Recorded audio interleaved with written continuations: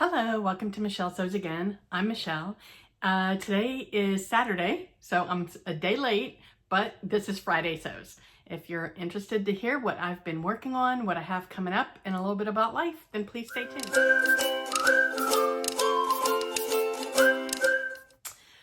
Okay, so I'm back home in my own environment. I missed last week's Friday Sews. I just wasn't feeling well last weekend, so I just didn't force myself to do it. But anyway, so I'm back in my sewing room and I haven't done a whole lot. I did start to work on my seam work Marlowe top that was for my collaboration from September with Becky from Go So Beautiful for the Sew Purple to End ALZ challenge. And I've got the shoulder, this is the fabric that I'm using. Yes, it's white, but it's going to be dyed. This is 100% cotton eyelet from Joann's. Love it. And I have the side seams. I've got the facing in, which I didn't have enough of the same fabric. Actually, I did have enough of the same fabric, but I thought doing a facing with the eyelet would look funny. So I just used this cotton voile that I have, and it will dye very nicely. So I've got the facing in, I've got the shoulder seams done, I've got the side seams done, but I messed up the side seams. So there is it's a 2-level hem, so the front is shorter than the back, but it's not like a scooped, so it doesn't like flow into each other. And there's a hem facing that I have to put on here, and I was supposed to stop at a dot, and I didn't, but I've already serged the seam. Not a big deal. I just need to unpick back to where the dot should be, and then put the hem facing on, and then do the buttons and buttonholes, and I'll be done. Oh, and hem the sleeve.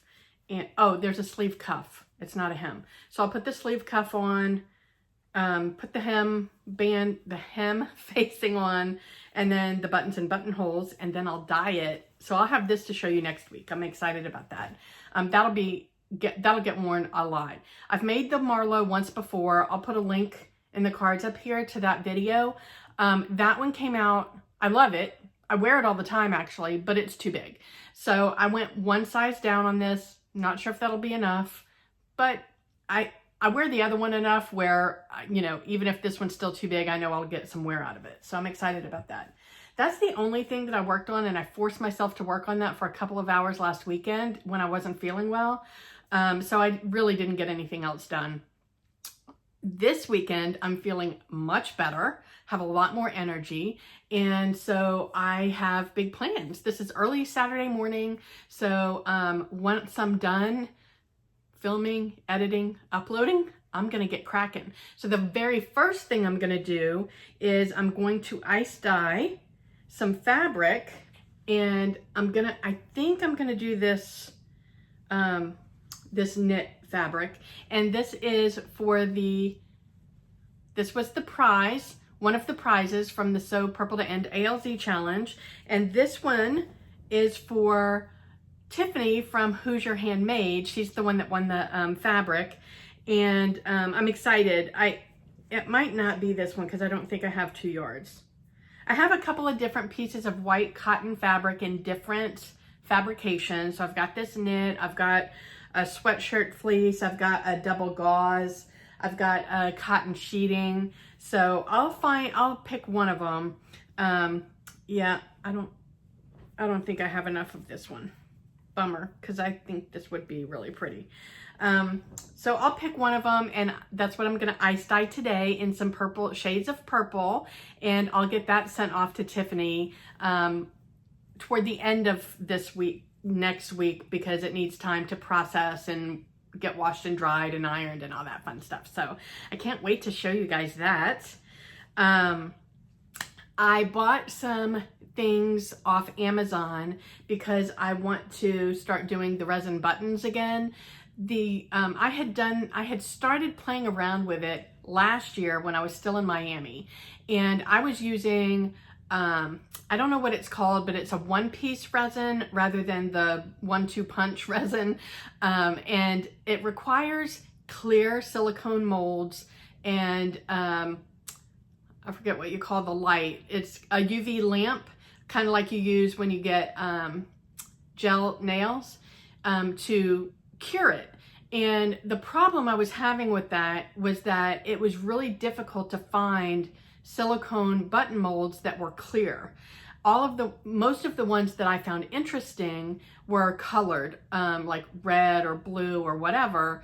And so what I decided to do was invest in the resin that is a part 1, part 2, and that opened up a whole new world for me. So I bought a lot of products to do some resin buttons, and I'm really excited about that. I got some different metallic flakes. I got some different colored mica powders. I got some, oh, this one's fun. This is, I don't know if you can see it or not, but this is, basically it's broken glass. It's colored glass. What's it say? Crushed glass multicolor. That's what it says. So I think those will be super fun in some buttons. So yeah, I'm going to have a lot of fun with that. And I also have my other make. I don't know where it is. I'll have to clean up my sewing room, but I also have my t-shirt that I'm making in collaboration with Carol from Sew Carol, also for the Sew Purple to End ALZ. I think I can get the Marlowe and the t-shirt and the ice dyeing all done this weekend. I feel pretty confident in that. They're all pretty easy projects, and I have energy. So yeah, I'm excited about all that. As far as life goes, so as I said, we got home it'll be 2 weeks on Monday. We got home on a Monday. So not quite 2 weeks ago. We drove from Philly to Fort Myers. We stopped overnight. Where did we stop? Fayetteville, North Carolina. And I'll tell you, so driving up to Savannah, so on the way up, I drove 2 short days by myself. So I drove to Gainesville. It was like 4 hours, slept overnight, then drove to Savannah, 4 hours. And that's where Michael, my husband, came and met us in Savannah. And then he drove the rest of the way, which was an 11-hour drive. Hercules is really good in the car. So when I was driving just me, I've got this little car seat that hangs off the passenger seat. So it's lifted up so he can see out of the window. But you tether him in so he can't jump out. So when I'm driving, he can't like get excited and come and like make me get in an accident. So half of the time he would be up and just looking, and then half of the time he'd curl up and sleep, and he never was trying to jump out and get on me during the 4 hours. And we would stop every so often, so he could go and do some business. And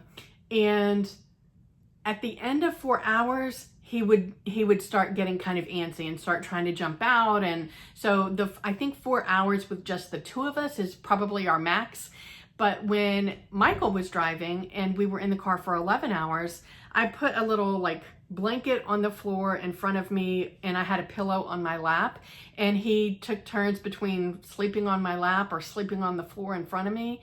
And he did great. We'd stop every couple of hours for him to go and do some business, and he's such a good traveler. I was pleasantly surprised at that. So that worked out really well. And same on the way home. We took 2 days to come home, and he was great both days. Yeah, anyway, what else is going on with life? So when we got home, we went and checked out the house. It's 45 minutes north of where we live right now in our apartment, because Hurricane Ian kind of really took that town by force. There was tons of flooding. You probably saw Jen's videos on like her house was kind of an island. There was so much flooding. So there was a lot of flooding in the neighborhood where we're building. It's like one of those like blessings in disguise kind of thing. So our house has really been delayed because of supply chain issues with all the HVAC ductwork. And so they are at a stopping point where they can't go any further until that's put in. So really the only thing in the house was cement. You know, we had the cinder blocks, we had the cement base, we had metal posts for, like, you know, where they're starting to separate the walls. The roof was the only thing that had wood. So there wasn't really too much for the flooding to damage.